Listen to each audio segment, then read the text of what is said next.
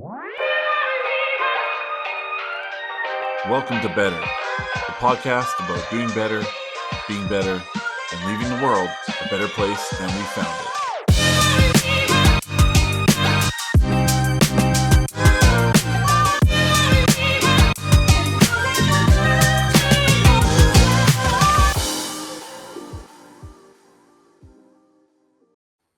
What's up, everybody? Welcome to Better. I'm your host, Jay. Do better, be better, make the world a better place. That's our motto. And if you haven't watched part one of our interview with Aleasha, go do that now. Okay, pause this, go to that, come back. I'll wait for you. Okay, thanks. Okay, now one thing I want to clear up. Actually, this is totally unrelated. But somebody asked, "What are the lyrics to the theme song?" Because they think it says "kill the people, hurt the people," which it definitely doesn't say. I actually picked it because the beat is called "Being Better," which I thought was really interesting because the podcast name, and it is "Heal the People."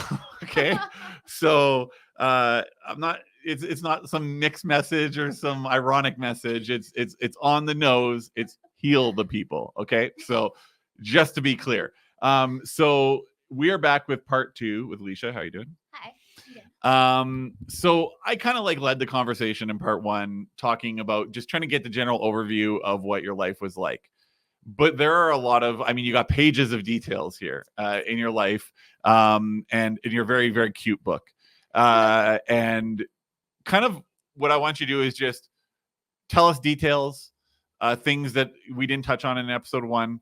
I'll jump in with questions every so often. But I really hope that, first episode was trying to achieve, first part of this was trying to achieve where people could put themselves in your shoes and maybe have less judgment, a little more compassion going forward.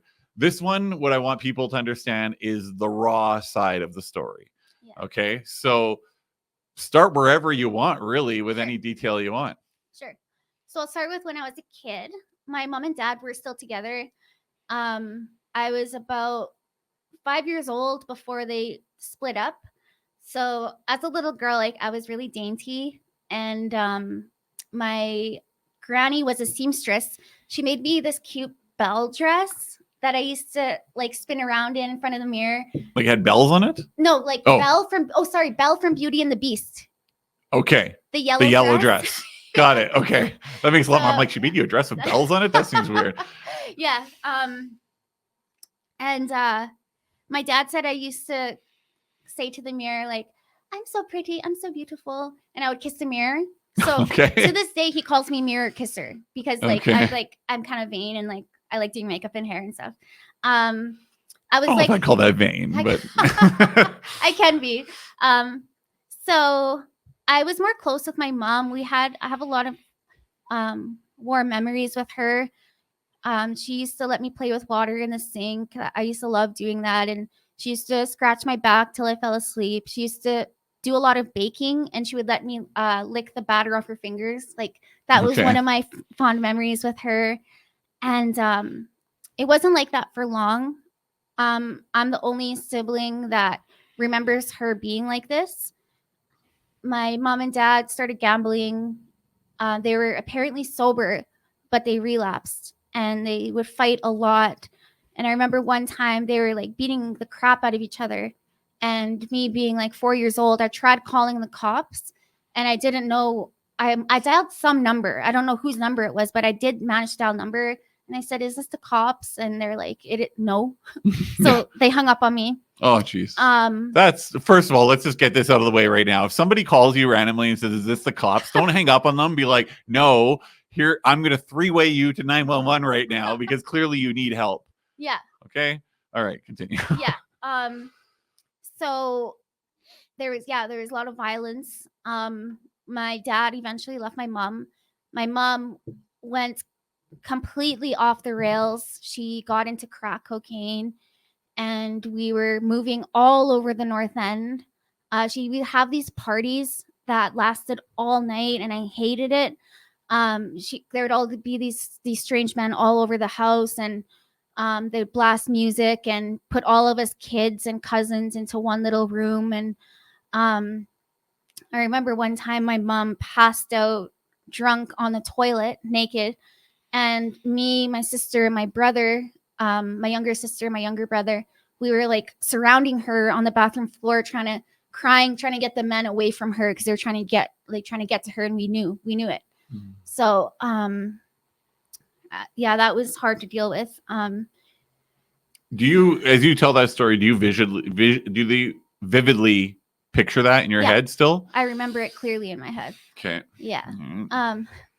What's really interesting is I had this dream, and I remember it word for word because my younger sister used to get me to tell it to her as a bedtime story. Right before my mom like really went off the rails, I had this dream that so I used to call stars planets as a kid. Okay. And I dreamt that me, my mom, my dad, all my siblings, my cousins, we went up to the planet, and we were in this like dungeon of some sort, and we were going through the hallways looking for my mom, and we found her in this cell, and there was a fire and a traditional native, I called him Indian, a bad Indian. That's what I called it in my dream, hypnotizing her with a flute. And we were all banging on the door trying to say, don't listen to him, get away from him. But it was too late. She was just hypnotized. So we all ran away into this room, and we put these seatbelts on. And right before I woke up, I seen the doorknob turning, that bad Indian coming for us. And it's really interesting because like my mom never stopped. Like she's sober right now, but she's always gets like a few months sober and then goes back out ever since we were kids. Right. So that was like, it was like what's that word? A premonition. Right. Okay. Yeah. So my mom also remembers when I was 6 years old, I wrote a poem called Alone, and it was a poem about being sad. So that kind of describes what state I was in during that time. And that was in school? I don't know if it was in school, but my mom just told me I wrote a poem when I was 6 years old called Alone. Maybe it was at home. God, I hope it wasn't in school, because you would hope that the school would be like, there's something not right here. Yeah, that's another thing too, is they never did. So nobody ever intervened on your behalf? No. And that's why I chose the job that I did, was so that I could be that adult that kids need, that I never had. Right. Okay. Yeah. So the Christmases sucked. I remember being so disappointed. Like there's never any presents. There's just a lot of there's just such a dark energy that I felt even as a kid. Mm-hmm. Like I remember waking up and being depressed, like just sad about everything that was happening. Like there's no routine. My mom, I remember her beating the crap out of my 3-year-old brother, like viciously. She grabbed his hair and was like slamming him into the ground. And I was really scared of my mom at that point. She'd become really violent because she was always drunk or in withdrawal from crack. And I remember I got sick because I ate rotten yogurt because I was scared of her yelling at me for not eating it. Like to this day, I still hate yogurt, certain yogurt. Eventually, CFS got involved. It was an interesting day. So the CFS report said that my younger sister was found in the mud, sitting in the mud, eating muffin mix. My younger brother was out on the street running around by himself. He was like 3. And I was babysitting my baby brothers. My mom had another 2 babies while in her crack using days. And I remember I had to take care of them, and she yelled at me because I tried to feed my baby brother formula because she was passed out. She wouldn't wake up when she was passed out. And I guess I didn't put it in the microwave, and she yelled at me, and I was just like, I felt so guilty. But yeah, we were kids and having to take care of our baby brothers. But yeah, CFS showed up. They told us we were just going to go for a drive, and we didn't go back. They put us in care. As a general point, do you feel like, and you'll probably keep going with the CFS story, but do you feel like CFS was a net positive or net negative in your life? It was both. It was definitely both. So the first home we went to, it was with this old lady named Barbara. She had a 12-year-old son. She was really mean and wicked. Like she was really abusive. She hated us. Like there was no love whatsoever. She really liked picking on my little brother. Like she would beat him. She really favored my sister, and that was a theme in our whole life. So my sister was always really favored. Like because she was so well behaved and she's really smart, like really wicked smart. And do people get paid to take in kids? Yes. Is that why they do it? Yep. Oh man. Yep, that's exactly why. That's probably the worst way to run that system. Yeah. It's kind of like almost like what I say about politics. Before you can run for office and before you can accept a child through CFS, you should probably take like a psychological exam, a basic life skills exam, things like that, before you can jump in and just be like, okay, I'll take care of these 3 children. And then you find out that they have bitter hatred towards children. That's just, wow. Okay. Sorry. Continue. Yeah.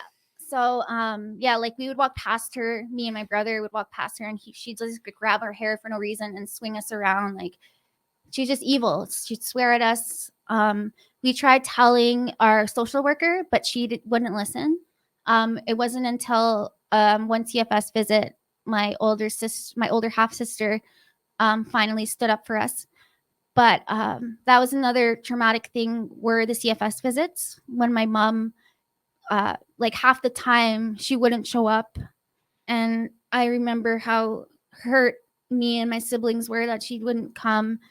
And then on the days that she would show up, like it was brutal when she would leave because we'd be crying for her. And like, even though she was messed up, like she was still our mom. Yeah. Like of we course, still loved her. Yeah, of course. Yep. So once they finally listened to my older half sister about how this woman was treating us, we got put up in a hotel. And there was like a new caregiver every single day. And I don't remember any of them, but I do remember one that sticks out to me that kind of, it's always bothered me, but I understand now it probably was out of her control. But I begged her to come back the next day. I was like, because I really liked her. I was like, please don't leave us. Like, promise you're going to come back. And she knelt down and like pinky swore me she would come back. And she didn't. And that was hard to deal with. Well, I imagine in those situations you find somebody you like. I mean, that's going to become like a northern star for you, so to speak. And you're right, it probably wasn't in her control. She probably did fight for it. Yeah. And they just weren't willing to do it. Yeah. Most likely, from my limited experience with CFS and knowing how they work. Yeah, exactly. Sometimes rules are rules that shouldn't be there. Yeah, totally. But, so we did get put into another home. It was with this lovely family. I'm in touch with them to this day. They had 2 kids of their own. I still talk to both of them too. Okay. They spent hours picking out our lice from our hair. Our little brother was actually separated to an elderly couple. They loved him. They were so good to him. Like, and this home we were at, like there is so many beautiful memories. Like our foster mom would write down a bunch of outings and put it in a hat. And once a week, we got to pick out of the hat what outing we would do. Well, that's a good way of doing it. I like that. Yeah. That's cool. It was, I still remember how exciting it was. And she would make us money cakes. She would put in a bunch of loonies and toonies in a cake and we got to keep the money. And like, that was it was just so much fun. Yeah, it's like gamifying life, which is a cool way of doing it because, when you don't have much and then you get to actually have fun with what you get. Yeah. That's I could see that being a huge piece of it. Yeah. So eventually, my dad got custody of us again, which I feel like was such a bad idea. My dad got beat up actually shortly before he got custody of us. Someone beat him with a bat on the Norwood Bridge, and he was in a coma for a month. He had to get metal plates put in his head. He had to relearn everything. He's blind in one eye. He had to walk with a cane. And then they gave you to him? Yep. Yep. I don't even understand how that makes sense. Yeah, I guess they just want to reunite families, right? Right. Okay. So I'll never forget that day driving away from our foster mom, that look in her eyes. I still remember it. We were all crying, going to our new home with our dad, and it was fun at first with our dad. Like, this was before his alcoholism got bad. Like, I was really close with him. Like, I used to cuddle with him every night, and got bad again, right? Because it had been, yeah, just making that. Yeah. So it wasn't bad at first with my dad. Yeah. He got us a cat, and I loved him so much. he would play this game with us where he would buy those chocolates from the school and like throw it down the hallway and we chase it. Okay. That was like one of the most fun games we had with our dad. But yeah, I remember the first day of school, I was painfully shy. I hid in a closet the first day of school because it was like I was just so shy. I was painfully shy. I did make friends with a couple really nice Filipino girls. I remember like this was before I really struggled with issues of making friends. So this was about a year into living in Winnipeg. And then my dad bought a trailer up north in a town of 600 people. So these people, they were all Icelandics. So we moved up there, and that was where I was the most traumatized by school, but outside of school, it was the most fun memories of my life. Like school was really hard. All the kids there had known each other since nursery, since they were born. So they've been in the same class. I was in the same class of 20 from grade 5 up until grade 9. So I was like a really awkward kid. All the girls in my class were like best friends. They were like really pretty white girls, and I was the only brown girl in my class, and I was really small. My mom said she did drink with me in her stomach and do coke. That will stunt growth. Yeah, exactly. So that's why I felt like I was so small. Like in my class pictures, everyone's normal size, and then there's me. I'm just like super tiny. I had a really funny haircut because our grandpa used to cut her hair. So I had like this mushroom cut and like my teeth. I think I had that haircut too, by the way. Just saying, Mom, not cool. Yeah, so embarrassing. Like I hate my younger kid pictures. Oh, no, I don't show them to anybody ever. No, I was a pretty ridiculous looking kid. And my cousin who was black, I got all those hand-me-downs, and he was way bigger than me. So I'm like this little white kid in this small town that likes country music and hockey, and I'm wearing cross colors and Malcolm X shirts and jeans, bright blue jeans that are like 20 sizes too big for me.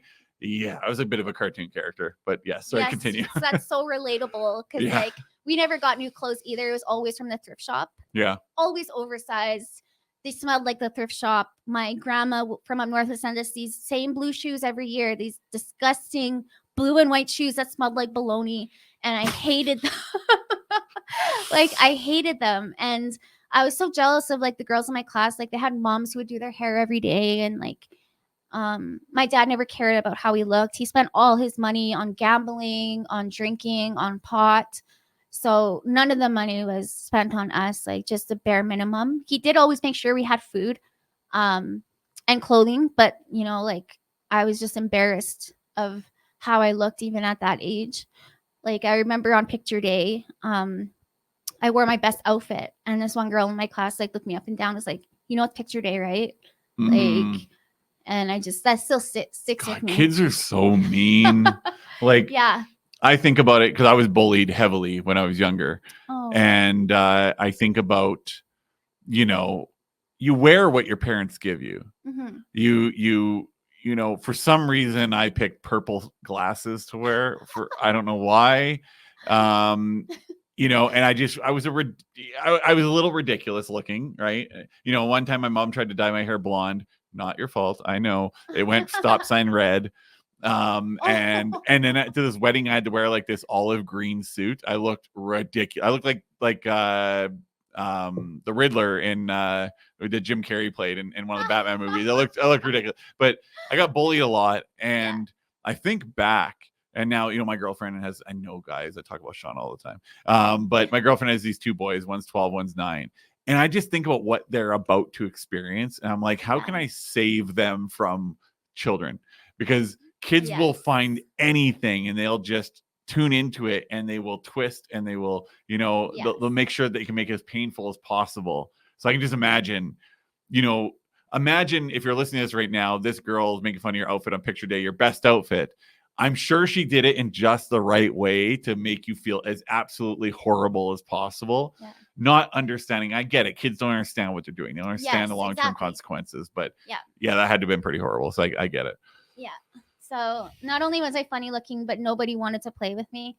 I never got used to being alone at recess. And when I got into high school, being on break, like I hated getting picked last for gym class. Like I was always alone at the school dances. Like the girls always had boys to dance with, and I was never invited to any of their birthday parties, their fun events they would do for the last day of school.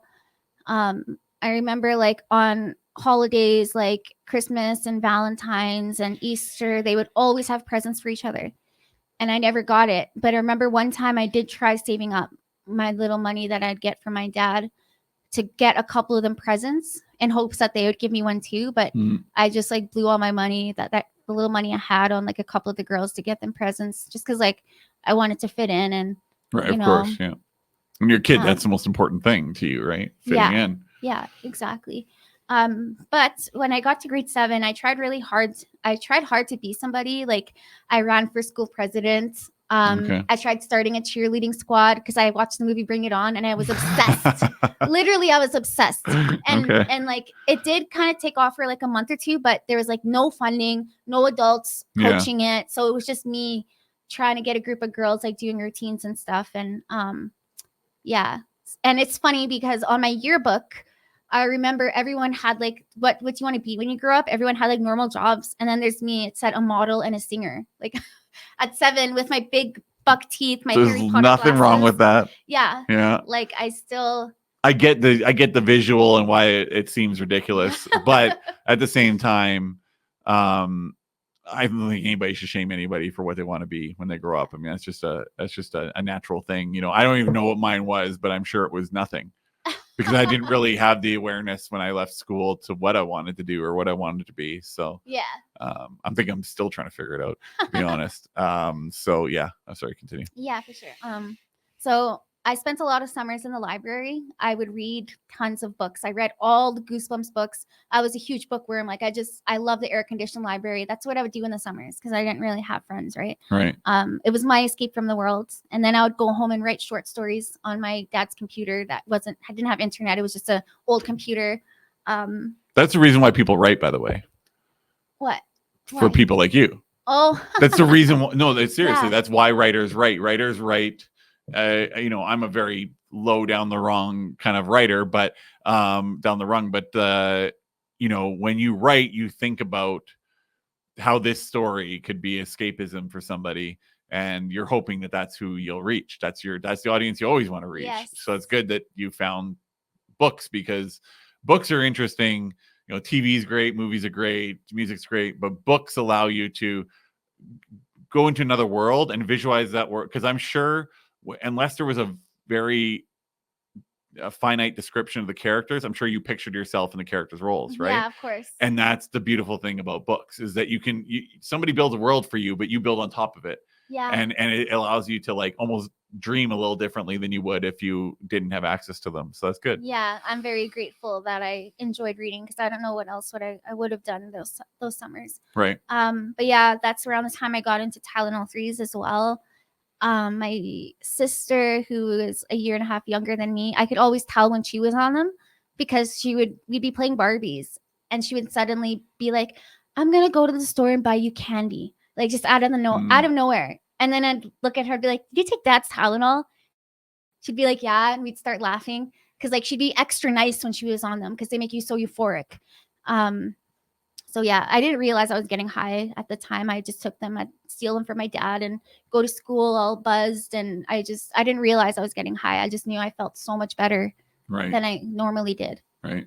But yeah, it was outside of school. Like me and my sister, we shared a room. We shared clothes. We did everything together. We would go sledding. We would play in the bush. We would build forts. I had so much fun with her. Like my childhood was the best because of her. You were with her in the foster home, right? Everywhere. Okay. We were never separated. Do you think that CFS pulling you out of that foster home and giving you back to your father was like almost like a watershed moment in your life? Do you think your life would have gone considerably different had you stayed there? Definitely. Yeah. It's crazy because like I actually went to my foster sister's place one time and she had this beautiful house and she was doing so good for herself and we were having supper. And I feel bad about this, but like I broke down crying at her house because I was like, you and your brother are doing so good for yourself, and now my sister's gone and like I'm here by myself and I'm struggling. Like it's like I'm so mad at my dad for getting custody of us when he did the bare minimum and Right. like got us, on pills. So that was hard. But yeah. Well, my dad got his pension, so he took us to Winnipeg, and we got to get anything we wanted. Mm-hmm. Okay, it was our first time getting new clothes and everything. Right. Okay. It was so much fun. Like, I remember getting my first thong. It was like this pink sparkly one, Okay. and it was a big deal because all the girls in my class wore thongs, but me and my sister were still in bloomers.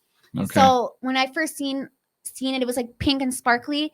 I gave it to my dad to buy. I was shaking, and he just took it and bought it. Like I thought he would get mad at us, but he didn't, and I appreciate that because I felt like a big girl finally. Oh, okay. Yeah. It's a big moment in a girl's life, I guess. I don't know. Me personally, I never bought any thongs, so I have no idea. They're more comfortable than you'd expect. Okay, I'll take your word for it. Nobody wants to see me in a thong. You don't know that. Just kidding. Oh, I'm pretty sure. So yeah, we started hanging out with people in the town. There's this one house. With this girl, she had older brothers. They'd always throw parties, and that's how I got drunk for the first time.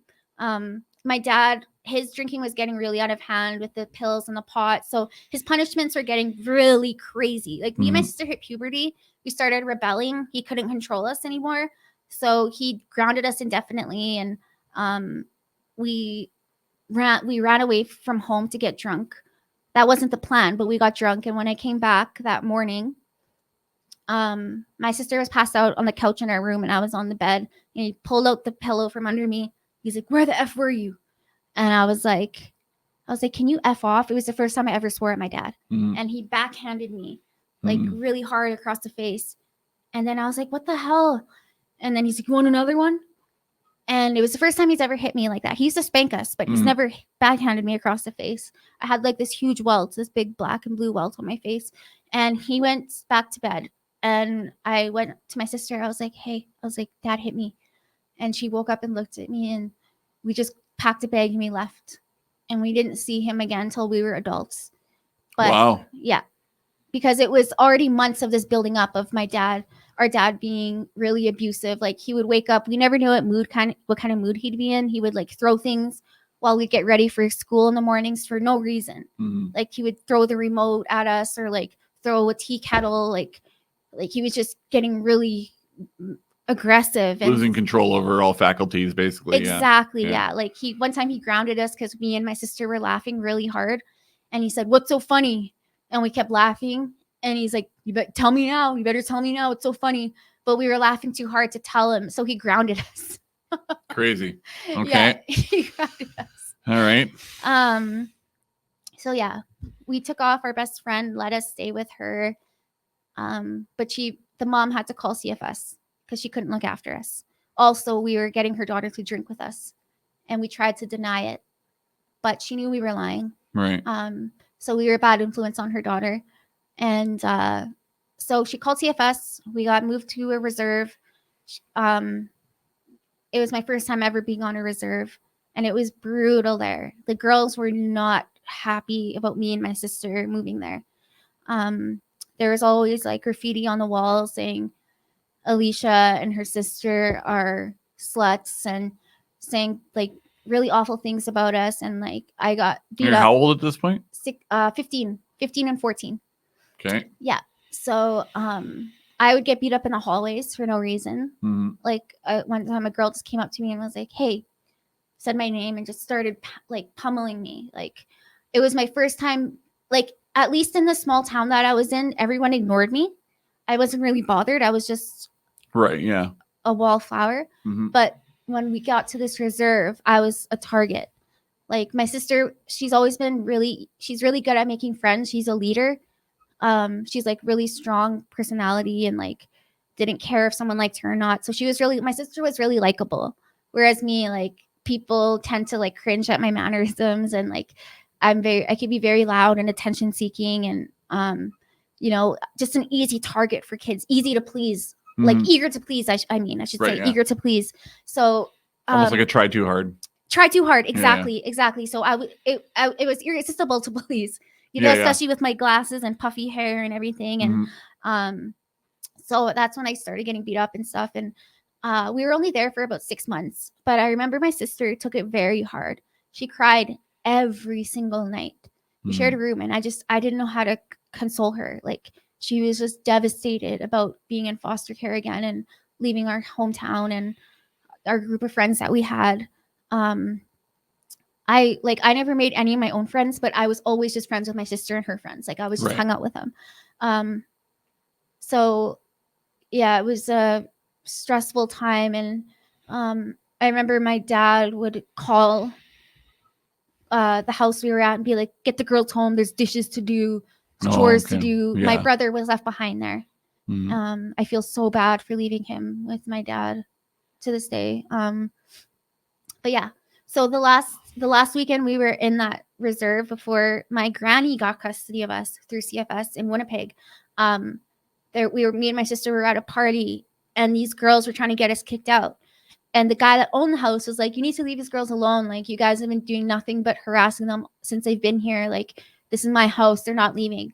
So it was my first time drinking whiskey, and I blacked out, and I woke up in an abandoned car in the back roads. All my hair was gone. These girls cut off all my hair. Jesus. And yeah, it was, yeah, I cried.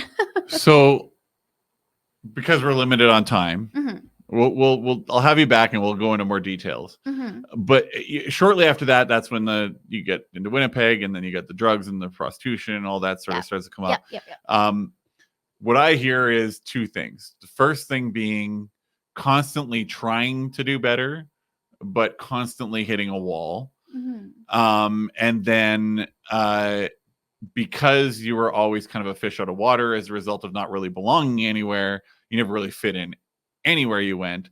So then you ended up in this situation where you were the one that always kind of took the brunt of everything. Sounds like. Yeah. Under any circumstances, for anybody, that would be a hard existence. You add in arguably institutions that are broken, like CFS and all that, and then it becomes like an impossible situation. So I'm going to say your situation was impossible, and I'm surprised you're not dead. Okay. Me too. So let's fast forward to today. Yeah. What are you doing with yourself now? Okay. So today I have a really good life. I'm not suicidal anymore. I'm okay with myself. My whole life, I thought I was a loser. You seem very self-aware, by the way. Like, the things you say, you're very aware of your strengths and your weaknesses, which is a very important part of growing up and getting a hold of yourself. So yeah, sorry. Yeah, and that's another thing too. Like, I'm so grateful that I hit my 30s and I'm okay with myself. The fact that you're in your 30s is insane, by the way. It is insane. I was determined to die. I didn't care anymore. Yeah. I thought there was no hope for someone like me. So I'm not a loser.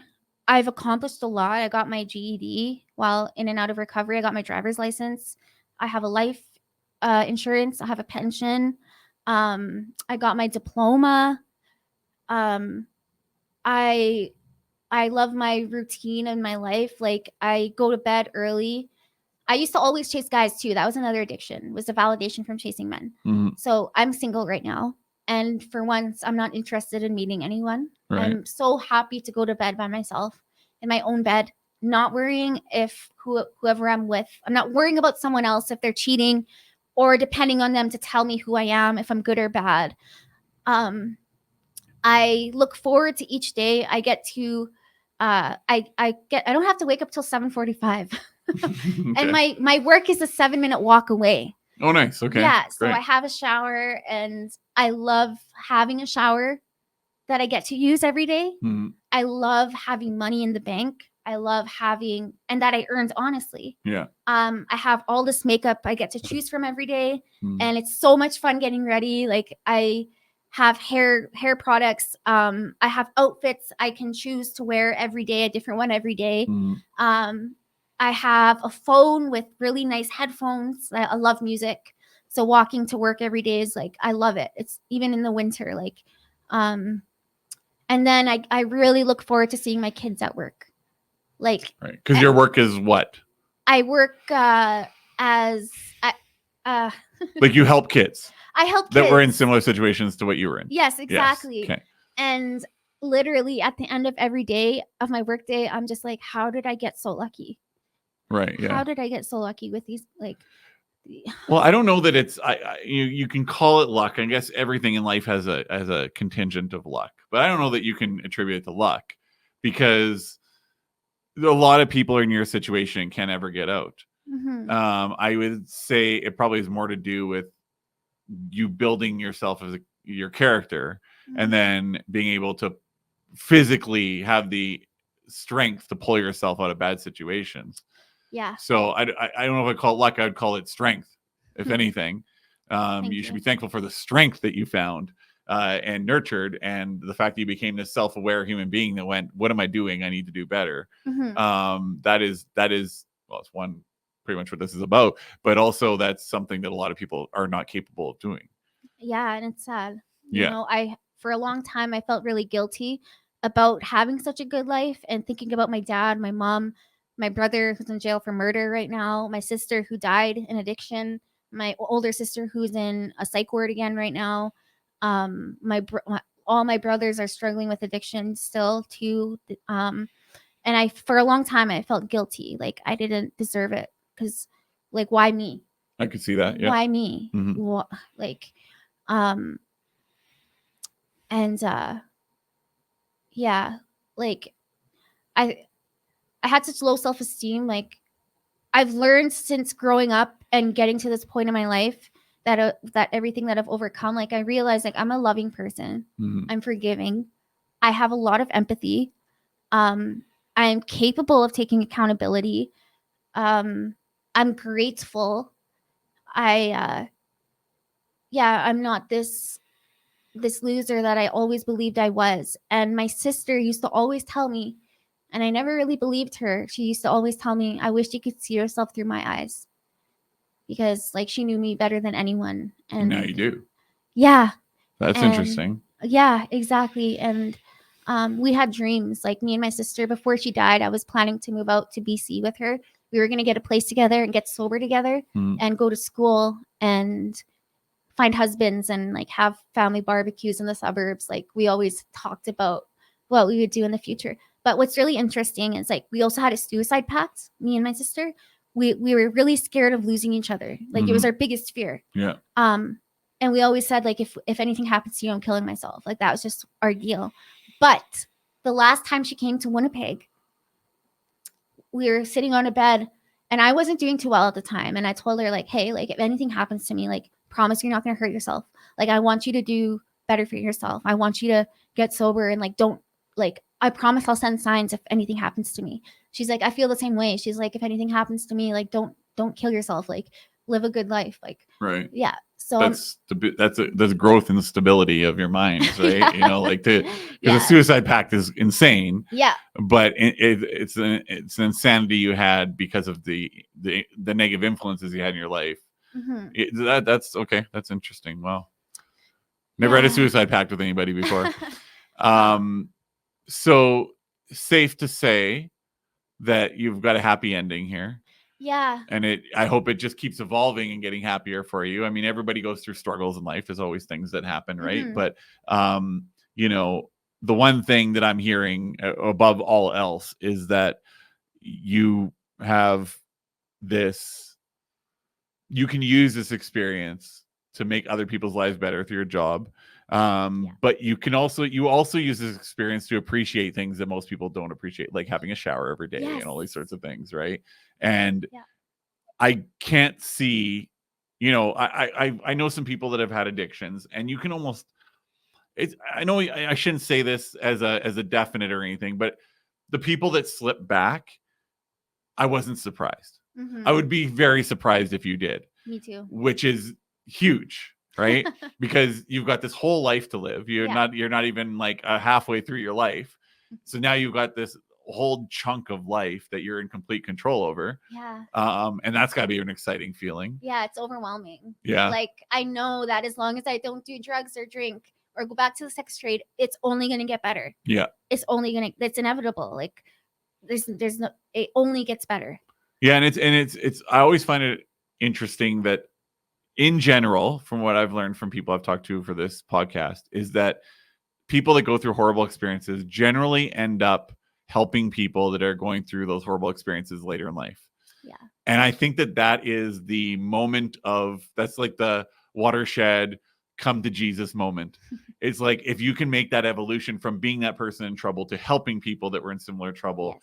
it's almost like that's the circle of life. You know what I mean? For certain people. Yes. And that's a really cool, it's a really cool way of making the world a better place, coming out of a world that probably almost, I could see how someone in your situation before would have thought that the world didn't even deserve a better version of you.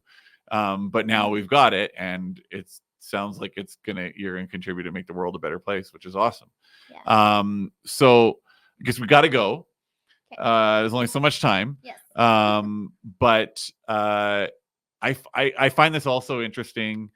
Next time we meet up, I want to talk about the moments in your life. Unless you give me your top 5 moments before we go, so we'll end off, where you felt like you made it from bad to good, where you felt like you pushing the needle in the right direction. Or like inspirational moments, people that you met, anything like that. Yeah, for sure. Definitely. Okay, in 2012 when we met, so that's when I was DJing, right? Yes. Yeah. This is crazy. So there's this DJ that I used to love, DJ Heavy Grinder. Okay. Have you heard of her? I remember her. Yeah. Yeah. So she came to Winnipeg. I got to open for her. Yeah. It was so surreal. Like, I couldn't believe I was opening for DJ Heavy Grinder. Not only that, but that same night, my friend, the one who got me these DJ gigs, was like, there's a fashion show next door. Sum 41 is there, and Billy Talent. Do you guys want to come? So me, my sister, my best friend were like, hell yeah, we're going to go. Like, we loved Sum 41 and Billy Talent. We had all their albums growing up. When I was in line to meet them, I seen Cone and I started crying. My sister, being as funny and charismatic as she always been, she made friends with their manager. She gave him our number. When we went back to the club where DJ Heavy Grinder was at, we got a call from the Sum 41's manager and was like, we're going to come pick you girls up. Where are you at?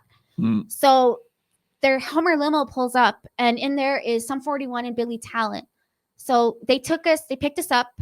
They took us to Teasers, and we partied with them all night.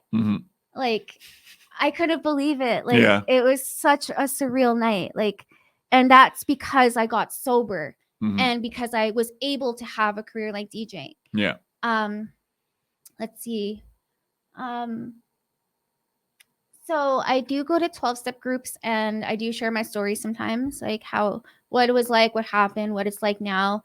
It's amazing having people come up to me after and just tell me like, wow, like, you really inspired me. Like, I can really relate with some of the things that you were talking about, your feelings that you went through and everything.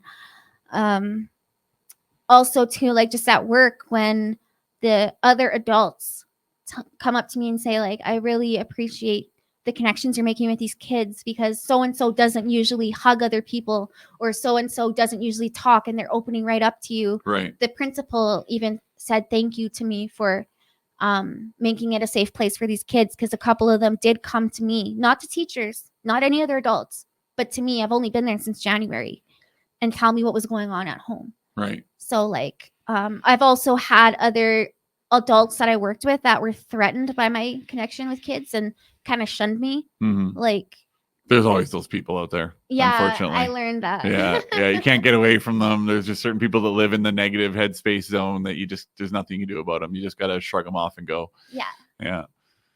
But yeah, I also ran into, so my best friend, the one that me and my sister lived with, that partied with Sum 41 and Billy Talent, she actually passed away while I was in treatment in October. Okay. She overdosed, and I was at a 12-step group, and it was birthday night, people celebrating milestones, and in walks her mom. And I almost cried when I seen her, because I haven't seen her since her funeral. And we went up to each other and talked after, and she was like, what's your sister's spirit name? And I was like, it's a blue butterfly. And I showed her the necklace I was wearing. It was a butterfly necklace. And she's like, oh, I'm wearing this necklace for Katie. it was 444. And I was like, what's symbolism? And she was like, I was falling asleep on the highway, and when I looked up, the license plate in front of me had Caitlin's initials and 444. And I was like, that's incredible. Because you know what? Like, my sister's number was 13 and 18. Caitlin passed away at 3:41. My number is 14. It always has been, just because my birthday. And my sister's was 13, so she passed away at 4:31. Our best friend that we called our sister. Yeah. Like, us three were always together. Yeah. And it sucks. I lost both of them to addiction. Like, they were my best friends. They're all I had in this world. Well, at least it's a catalyst for change. Yeah. Right. A reminder. Yes. To what can happen. Exactly. But it was just amazing getting to see my best friend's mom, and I was actually sober this time. And I told her, like, yeah, I brought Katie to these meetings before, actually. And she's like, that's really comforting to hear. And like, yeah. Okay. So just those little moments, like, I'm just blown away, honestly. Well, I hope that it continues onward and upward for you. I hope that you find a partner finally who is in that good headspace that can complement your life. But, you know, honestly, what I've learned I was single for quite a while. And what I learned is, I mean, it sounds like you're enjoying it. Just enjoy it. Yes. I mean, it's you know, don't get addicted to it, right? Because I mean, it's easy to get addicted to being alone.